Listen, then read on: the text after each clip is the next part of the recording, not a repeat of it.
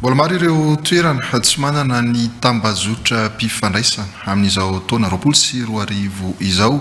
Raha ny fitarainan'ireo solombavambahoaka raha ny tafata minisitry ny positra sy ny fifandraisan-davitra ary ny fampiroboroboana ny ahitao arakady mirindra maro ihany koa ny tolotra tsy manaraka ny fenitra izay takin'ny kalitao ny tontolon'ny nomerika raha ny fanazavana noentin'ireo solombavambahoaka itsankilan'izay dia nilaza ny minisitry ny positra fa isy ny fangataham-panazavana atao amin'ireo orinasa mpifandraisana ireo fanazavana hoentiny misaina rahalamodraingy.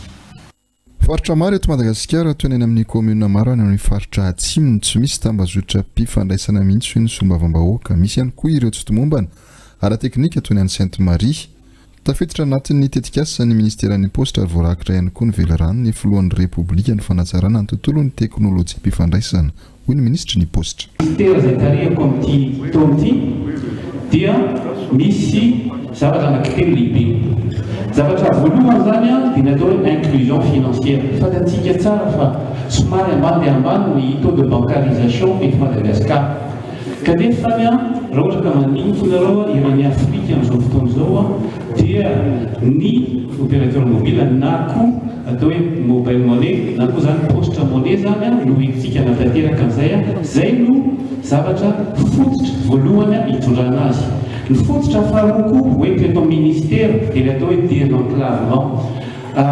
Zavatra goavana izy io amin'ny velorano sy amin'ny vina izay hoentin'ny filohantsika dia ahafahana mba mameno zany atao hoe inclusion financière ary koa mitondra ny atao hoe réseau zany na mitondra ny internet any amin'ireo commune maro samihafa izay mbola misy commune tsy manana ary mbola misy koa commune mbola sarotra ny azahoana zany internet zany.